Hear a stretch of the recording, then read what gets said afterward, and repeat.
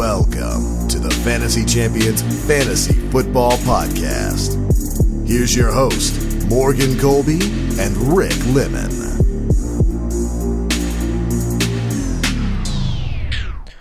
Welcome to the Fantasy Champions Fantasy Football Podcast. Try not to yell into the microphone anymore. So I feel like that's not a safe thing to do for people's eardrums. I say you just do what you want, bro. Yeah, so you want me to just scream into the mic? If that's what you want to do. It's Tuesday, October 22nd. My name is Morgan Colby. I got Rick Lemon right across from me. What's up? Week 7 just ended. Week 8 is about to begin, halfway through the fantasy football season. Are we supposed to be happy or sad or mad that it's halfway through the season? I'm like, it's bittersweet. Fantasy football is exhausting, but I also love it. Yeah. Trying to keep up with everything does kind of is a pain, but I wouldn't have it any other way. We got waiver wire ads for week 8. Streaming options, quick reactions, all kinds of stuff in this episode of the Fantasy Champions Fantasy Football Podcast. We'll start with the news, but first, check out our website at the Fantasy Champions. Go over to Twitter and Instagram and follow us on there at the FF Champs on Twitter, at the Fantasy Champions on Instagram. Like us on Facebook at facebook.com/the Fantasy Champions. Subscribe wherever you listen. Be sure to click the bell on YouTube for notifications and leave a review on your preferred platform. You ready to get into the news, Boss Rudy? Yes. So there doesn't seem to be a whole ton of news. Like, I actually see our differences in opinion on how much news there is and isn't is very stark. So I don't know if this is a lot of news or not to you. Well, it's not a lot of news boy, to me. we'll see. So we'll start off with the obvious news. We didn't get to talk about it because we released our Thursday podcast in the morning, obviously. Patrick Mahomes. Oh, yeah. Did a little QB sneak, and he popped his patella. I don't know what the second word is, but his kneecap was popped right out of place. And then they popped it right back in, ran off the field. Seemed like he was okay. The expectation is that he misses 3 to 5 weeks. I heard it was closer to 3. You belched right into the microphone. I tried to. Actually, you did. You tried to dodge it. Yeah, Mahomes is going to miss 3 to 5 weeks. What does this mean for fantasy football owners? It stinks because you're probably relying a lot on Mahomes at this point. But the good thing is you have QB streamers. Yep. There's guys out there that I think for the next 3 to 5 weeks where he's not playing, you know, there's a lot of guys. There'll be guys out there in your league that can get like 20 fantasy like points. This week, we're going to talk about some of these guys a little later, but this week, I can think of Kirk Cousins. I can think of Teddy Bridgewater. I can think of Matt Stafford. Matt Stafford, thank you. I was going to try, I forgot his name, but I can think of these 3 guys just off the top of my head. I think who are the Jets playing next week too? I know, Sam Darnold might also be a good one. And then I don't know how Josh Allen played this week. Was he on a bye? 25 points. Good. There we go. But Mahomes, you do have some streaming options. That's the preferred option for me. So, like for me, when a quarterback gets hurt or is on a bye, I don't really consider it a lost cause. And here's why. This week, I looked at this week's numbers, right? Do you know how many quarterbacks scored over? Like, I think 20 points for a quarterback is a good game. Like, that'll get you a win. Yeah. Do you know how many quarterbacks had a 20-point game this week? It was like 15. Wow. And like 6 of them in our league were on the waiver wire. So, and the other 6 were on the bench for the other teams in the league. Unfortunately. But anyway, so, yeah, I wouldn't worry about Mahomes being out. There's 2 players to me, and I was thinking about today, there's 2 players to me that can like absolutely like win you games outright. That's Mahomes, and that's Christian McCaffrey. And neither guy played a full game this week. No. But I think it is a loss for a fantasy team to have Patrick Mahomes not there because you're going to get your 20-point game if you stream properly. But you don't have the upside of having like a 35 to 40-point game, you know what I mean, to really throw that over the top and help you get your win. You're probably only going to expect from like a Matthew Stafford against, who are they playing? I forgot. This upcoming week? Yes. They're playing the Giants. Matt Stafford against the Giants would be a really good matchup to get you like 20 to 25 points, not 35 to 40, which is what you would get from Mahomes on a good matchup. So it obviously sucks to lose him as a competitor, or not as a competitor, but as a fantasy football like person and as a NFL fan. This blows. I was like watching the game, and I'm like, I don't like Patrick Mahomes. There's no part of me that likes Patrick Mahomes, and I'm bitter. But it sucks to see him go down because it's not like there's only so many great teams. I think there's so AFC. many. Yeah, there's so many great teams. It's literally, as a Patriots fan, it's great, but they're gonna be teams that run straight through the AFC like the Patriots because there's no Patrick Mahomes, and now they got home field advantage throughout the entire playoffs. We're a fantasy football show, but it's like losing Mahomes is just, it's not. And even good for fantasy wise, it's like it stinks. I mean, I don't think you own him in any league because you're very against drafting. Well, I said no drafting, even Mahomes. Yeah, but for the which people, worked out for me. It still stinks for it still stinks for the people that have him though. Yeah, but the good news is he'll be back. Yeah, definitely. Let's get through the rest of the news relatively quickly. Adam Schefter is reporting that AJ Green isn't expected to return until after the October 29th. Man, that just keeps going back and trade back, deadline. Doesn't it? It does, but then today, not Cliff Kingsbury. Wow, that's a reporter. Zach Taylor, yeah. Zach Taylor said was non-committal in saying that he wasn't going to play this week, so watch the AJ Green situation. He is doing light practicing, so keep an eye on that. Kerryon Johnson left Sunday's game with a knee injury. There is no update for the situation. I'm waiting for it to drop, and I'm scared.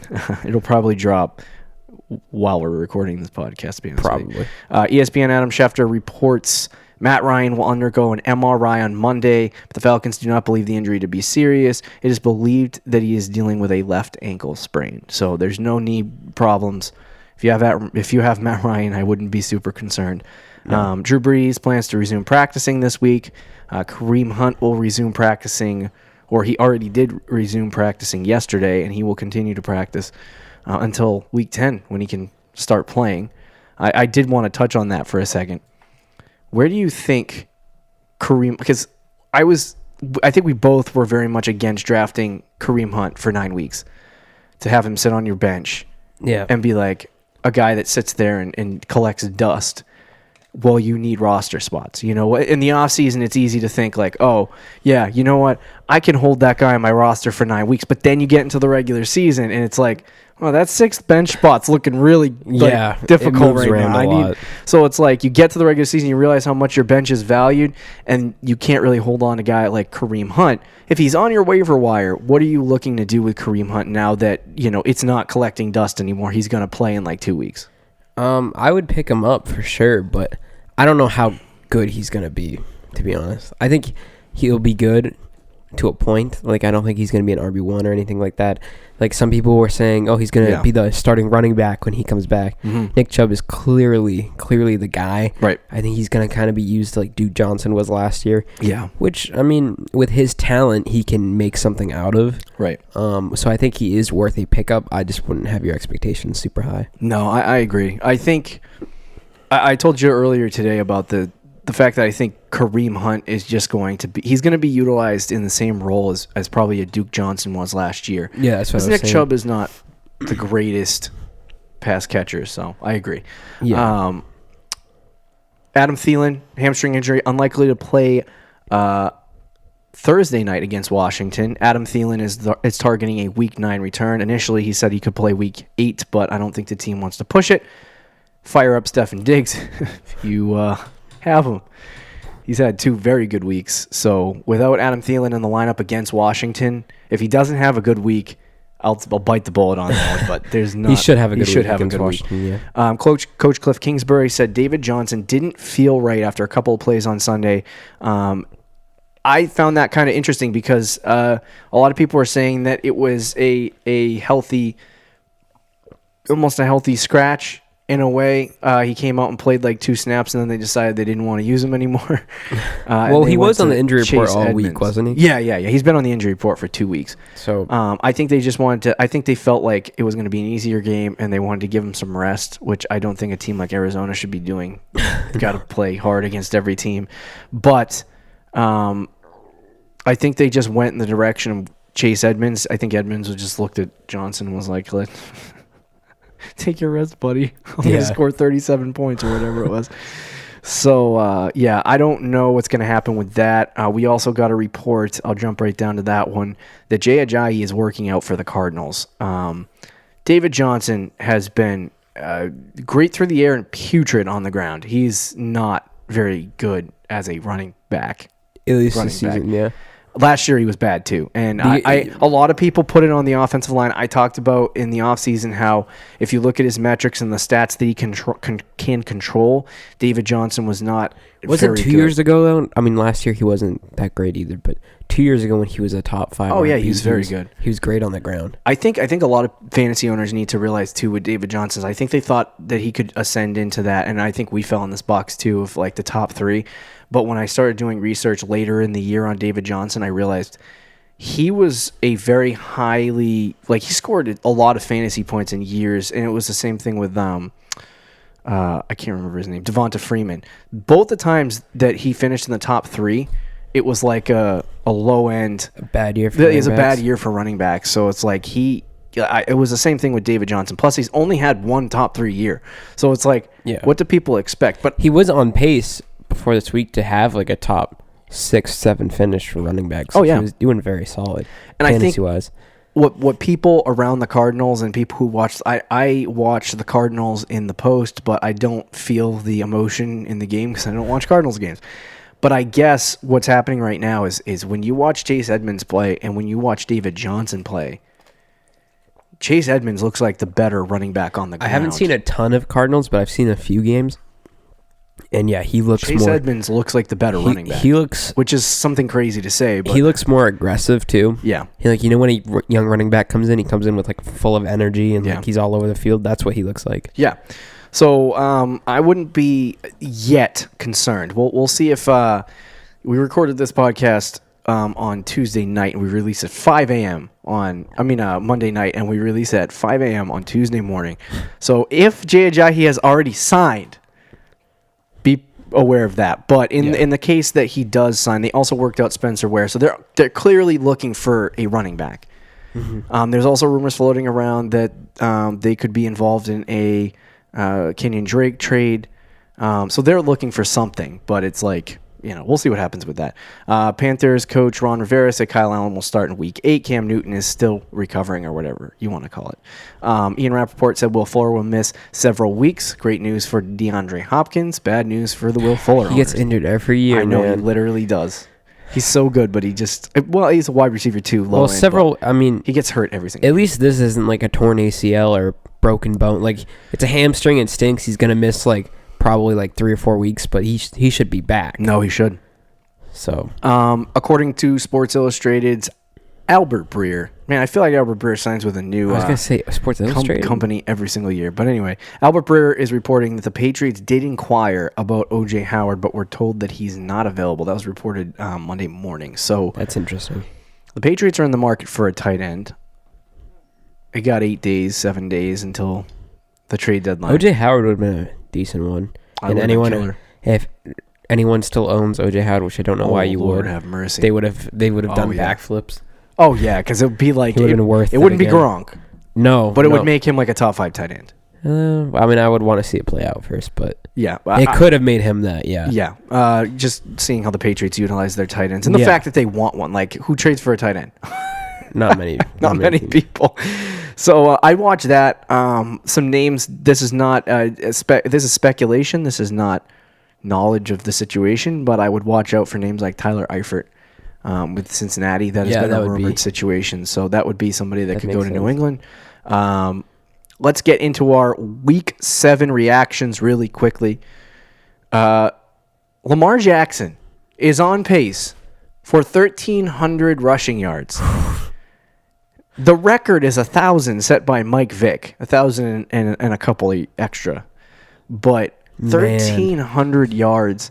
Now, we talked about in the offseason how he was going to rush the ball a lot, and obviously the pacing that we did for the 8 games that he did not play. We did an 8-game paced out season. It said that he was on pace for 2,000 rushing yards or something ridiculous like that. Yeah, that's not going to happen. But when I saw the first 3 weeks of the season, I was like, Lamar Jackson actually can throw the football. And I was like, okay, this is good. He's kind of going back into his rushing self, which is not bad for fantasy. I'll tell you that much. It's not bad at all. I mean, he's still throwing the ball. He's just not afraid to run it anymore either. Right. But, like, whatever works because they beat Seattle in Seattle. Oh, yeah. Yeah, that was absolutely spectacular. But, yeah, I mean, I think if you have Lamar Jackson, if he's rushing for 1,300 yards, and sounds like a hot take, but I would make, if he rushes for 1,300 yards this year and still throws like 3,000, 3,500, he's going to be the QB1. Like, I can't see a world where he's not. So if you have Lamar Jackson, congratulations. You know, it's funny. I told everyone to draft him. Yeah, and then you didn't. And then you I had him on Josh the board, Allen. and I drafted Josh Allen. You idiot. And you high-fived me. You're like, wow, I can't believe you did that. That was so... That's true. You were impressed by my decision, and I regret it. I actually... Yeah, well, no, because I was down. I was very down. At the beginning, I was very excited, and then when I saw him in preseason and saw like what was happening in practice, I was like, I'm not really excited about this guy. He has to do a lot in order to get into that. But game one proved me wrong, so I'm all right with that. Yeah. I wish I had not changed my opinion because he'd probably be on my freaking team if I hadn't. Jordan Howard has more rushing yards than the entire Bears roster. That's actually insane. The Bears, I did want to touch on the Bears because David freaking Montgomery is not being... He doesn't exist, bro. As a team, yes, he doesn't exist. As a team, they had 7 rushing attempts in the last game. Mitch Trubisky threw the ball 50-plus times. David Montgomery had 2 of those. And then he had a catch. And the first run of the second half, he fumbled. I mean, that's why I traded him in our league. So I was just done with him. Are you willing to keep David Montgomery on your bench? At this point, I'm willing to cutting him. I'm not cutting him to cut him, but I'm willing to cut him. Okay. If there's somebody on the waiver wire that I really like, I wouldn't. See, this is kind of what I think is that it takes. No, the Bears' offense has been bad. It's not just him. To me, it's not Dave. He's not been good. Like 3 yards a carry is awful, but I don't think it's him. He's had bad matchups to start the year. The play calling has been atrocious. Advanced Metrics has David Montgomery as like the number 25th running back in the NFL, rushing to the outside, yet they continue to pound the ball right up the middle with him. And it's like, why don't you try something a little more creative with David Montgomery than just what you're doing?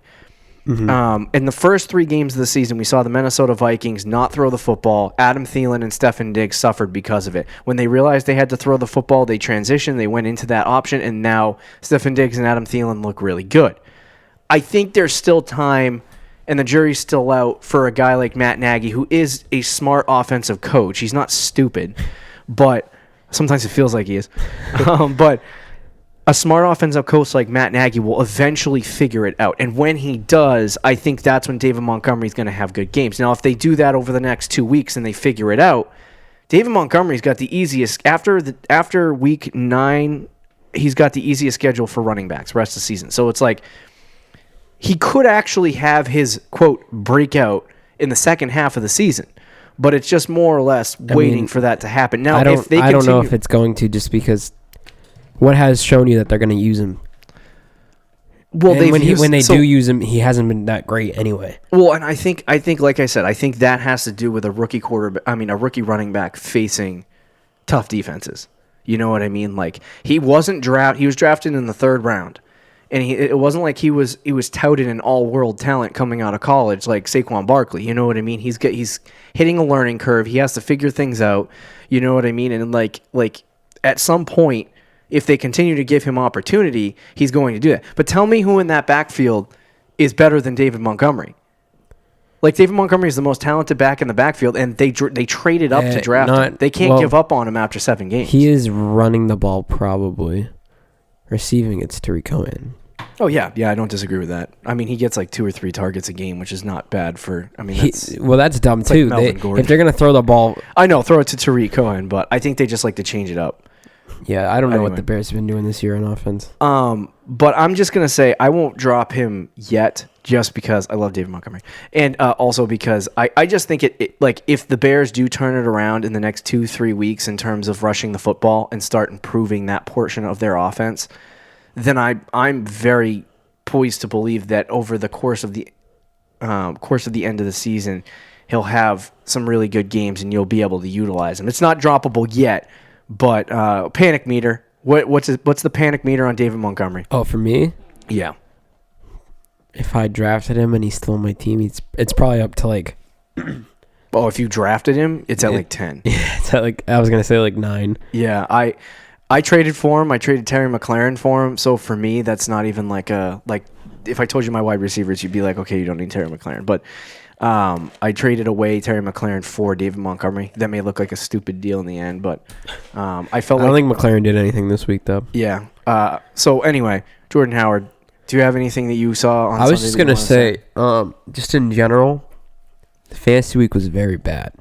Yeah. It was I mean, I know your team went off. Freaking awful. But like a lot of teams, like in our league and other leagues that I'm in, had very, very poor weeks. Yeah. And did you see the tweet where somebody tweeted 2 teams? Yeah. And it showed like their total points next to it. And it was like one team was like Matt Ryan, David Johnson. Yeah. I saw that. Carry on, Tyler Boyd, Will Fuller, Evan Ingram, and it was like 16 points. Yeah. And then the other team was like Chase Edmonds and like that's crazy. Latavius Murray and like Marvin Jones. And you would think it's the team with Matt Ryan. Yeah. And they got 180 PPR points. That's crazy. So it was just a bad week. Yeah, it was a very bad week. I didn't really notice it because I was watching all my games and my players were playing well. Yeah. And then I looked at everyone else's team and I'm like, what the crap happened? I'm like, this is awful. Yeah. It was a weird week. It was because the top end, when we'll talk about on tomorrow's show, the booms and busts, the top end were a lot of really weird players. Hey, just want to let you know. What? Corey Davis got a touchdown this week. Oh. With Ryan his first game with Ryan Tannehill as quarterback, he had 6 catches, 80 yards, and a touchdown. Yeah, I know. Turn up. Cliff Kingsbury decided that DJ wasn't on the team anymore, and he set him on the bench. And my final note that I wanted to say is this week, you got to take away handcuffing is ginormous. We'll talk in more detail about Latavius Murray and Chase Edmonds tomorrow. But Latavius Murray had 27 fantasy points and Chase Edmonds had 37, or 38 or something like that in half PPR. So if you don't have your handcuff, I would go out and get that handcuff soon. Get through your bye weeks and then get your handcuffs because this year, for some reason, like last year, I remember picking up handcuffs and they were all garbage. There's a lot of really good handcuffs this year.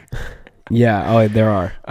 And I wouldn't say Chase Edmonds at the beginning of the season was a good handcuff because not anyone would talk about it. But like, you got Tony Pollard, Alexander Madison, Justice Hill, guys like that are probably still on your waiver wire. Or do you want to consider Baltimore's handcuff running back Gus Edwards? I don't know. Yeah, I probably would consider that because if Ingram does go down, they're still going to run the ball a lot. So. Yeah. Is there any more thoughts you wanted to get to? I think that's pretty much it for what I want to touch on. All right, let's talk about our waiver wire additions for the week. We'll, as usual, start off in half PPR with our running backs.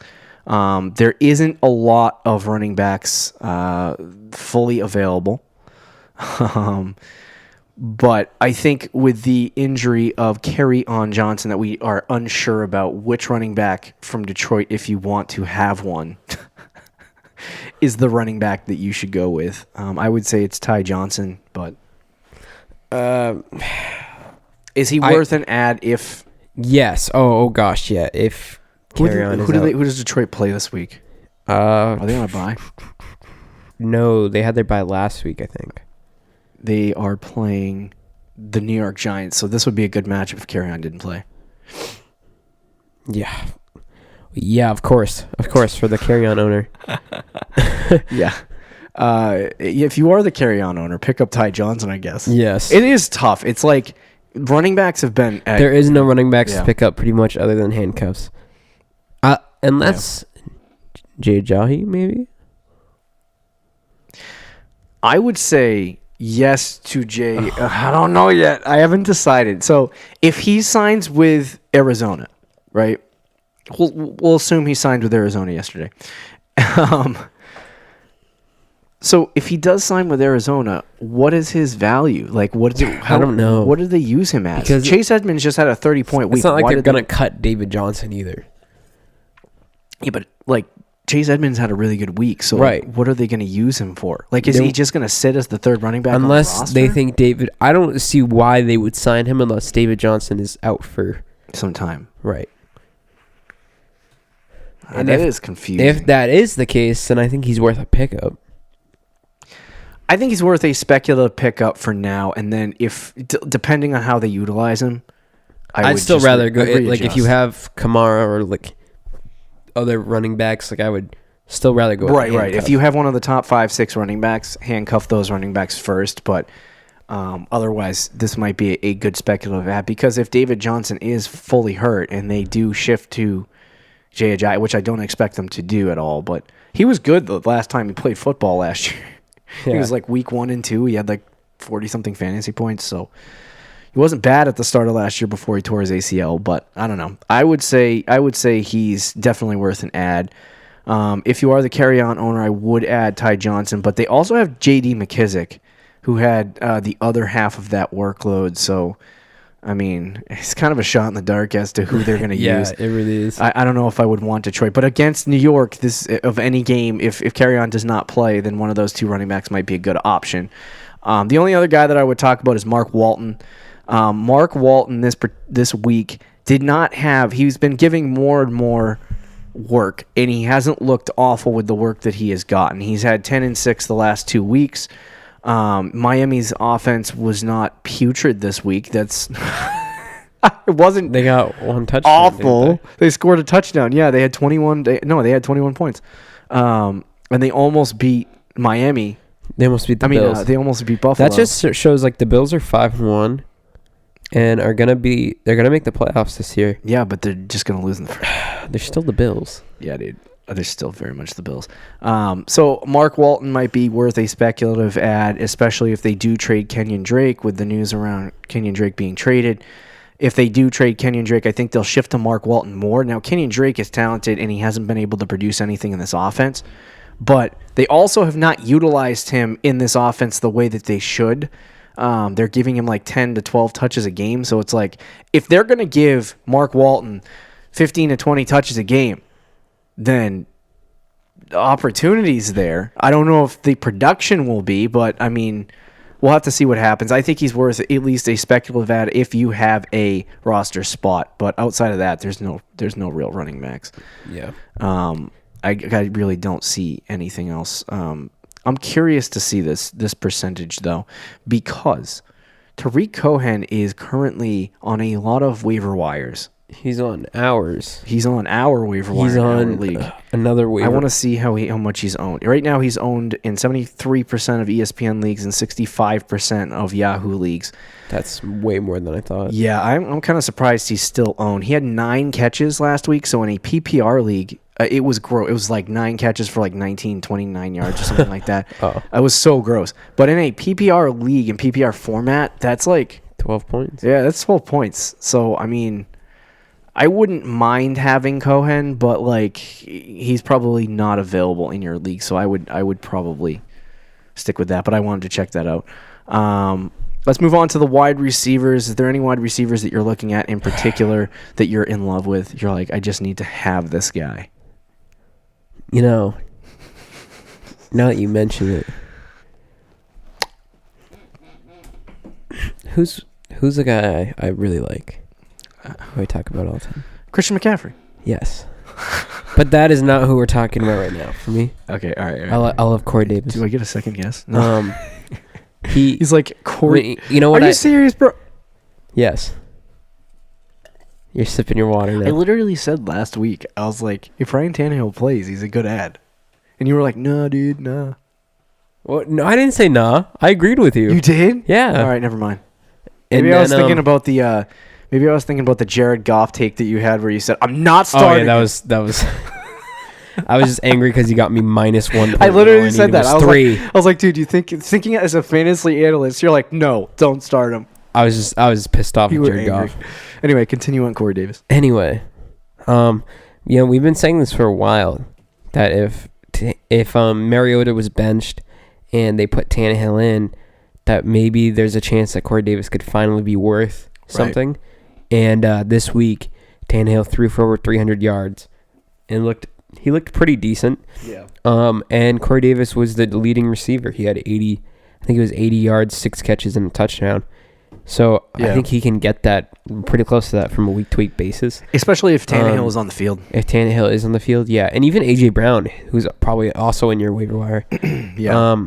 I think both those guys should be solid ads. Yeah, I think I would agree with Corey Davis and A.J. Brown. A.J. Brown's a little bit more... That's gonna be a deeper... We've talked about this before, how I think A.J. Brown's the more talented, or maybe not more talented, but they like him better for some freaking reason. Yeah. So anyway, he's it doesn't good too. really matter. But Tannehill had 312 yards, 2 touchdowns, and 1 interception. Ryan Tannehill is not a bad quarterback, and I think that's what he is a better passing quarterback than Marcus Mariota. Did they win this week? They did. All right, so that's good. They should have lost, though, but Melvin Gordon fumbled at the goal line with seconds left. Way to go, Melvin. But Ryan Tannehill, I think he threw 312 yards. I mean, that's way better than what Mariota's going to give you. Mariota gets like 190. I would add Corey Davis and A.J. Brown if you have the opportunity. A.J. Brown's owned in 14% of leagues. Corey Davis owned in 42.5% of leagues, so they are available. I feel like a lot of those aren't active, though. In the leagues that he's owned in. Same with the Cohan, I think. They're like, they drafted and forgot about the team. Yeah. Now, one guy that is surprisingly still available, and I'm curious to see the week that he had, is... Who is Cole it? Beasley. Sorry, Oh. I was trying to. I forgot what else. No, that's okay. I was in the wrong. I was in the wrong tab, say. and I got confused. I agree with you, though. Yeah, Cole Beasley. I'm trying to see the week He that had a That's what touchdown. I was trying to. I don't know how many points he had, but I remember he scored a touchdown. God, NFL.com. Why do you do this to me? I'm trying Do you want to me see. to pull it up for you, boss? I need the target counts. Do you want me to do He this? had 3 receptions, 16 yards, and a touchdown. So it was gross. Oh, that was not good. I thought that the Cole Beasley target share would increase. Obviously, it was John Brown, but Cole Beasley is their slot receiver. Am I wrong? You're not wrong. But Josh Allen loves to go vertical. So John Brown is the guy. Well, that was to be expected. He still had 6 targets. So, I mean, it's not like... Yeah, that's not bad. I would add Cole Beasley. I think he's a good add. He's owned in 28% of leagues. He did not have a bad week, but if the target share is not there, then he's not going to be startable. Like, I don't want to start him at 6 targets. No. It's like starting Juju. Yeah. Yeah, I really do like Cole Beasley, though. A lot of people said to, after Monday Night Football, pick up Allen Lazard. But our Adam Hutchison wrote an article and told you to pick up a boy or a guy by the name of Jake Kumaro. I don't even know how to say your name, boss. But he ended up having a better game than Allen Lazard, which is against all of the fantasy analysts in the world who told you to pick up Allen Lazard. So I would not have guessed that. I would not have guessed that, but Jake Kumaro was very good this week. I don't recommend adding him considering the drama. One more guy I would add. And MVS were on the they were in the field, so they're not great ads. But and Devontae Adams is coming back next week, or is expected to. So there's that. One more guy I would consider. I don't know if you brought him up or not. No, I wasn't paying attention, but Kenny Stills. With Will Fuller being out for multiple weeks, I think he's going to slide in to that. What about Kuti? Do you think he has any? He could too. I think still. Don't sound too excited about Kiki Kuti, dude. No, I mean I probably one of them will. I mean I'm not sure which one. Yeah, I think my guess would be Kenny Stills, but if it ends up being Kiki, then yeah.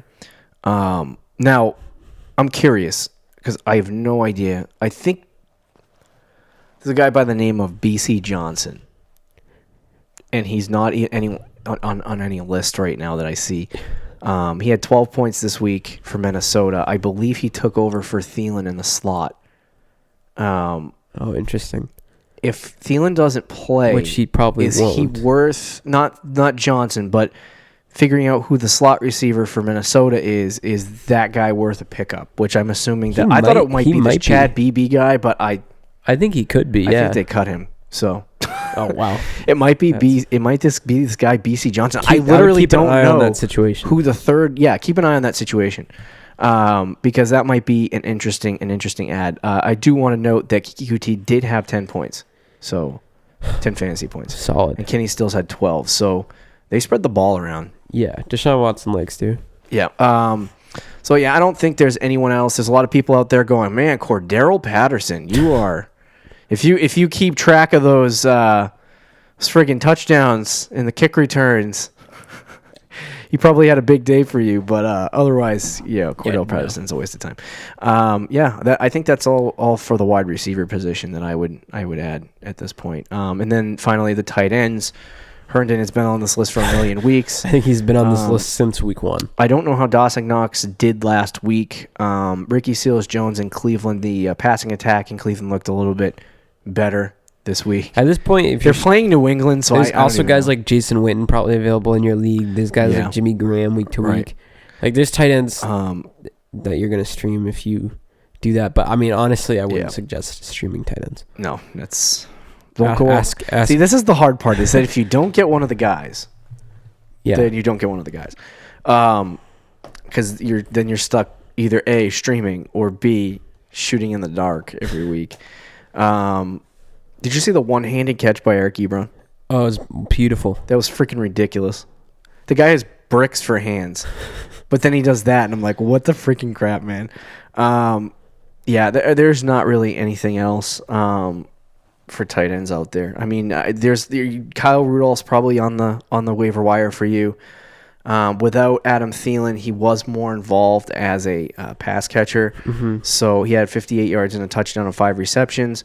So he might be a guy that you can plug in this week against Washington if you need a tight end and you're streaming or somebody's on a bye week.